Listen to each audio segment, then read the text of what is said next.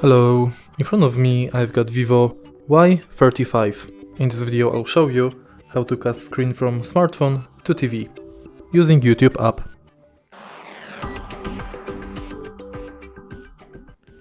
In the beginning make sure that both devices are connected to same Wi-Fi, and then on your smartphone enter YouTube app and press the screencast button located on the top of the screen.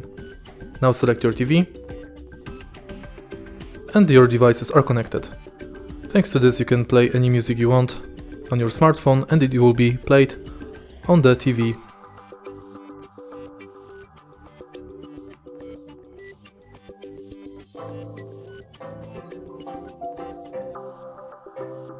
If you want to disconnect your devices, again press this button and select disconnect.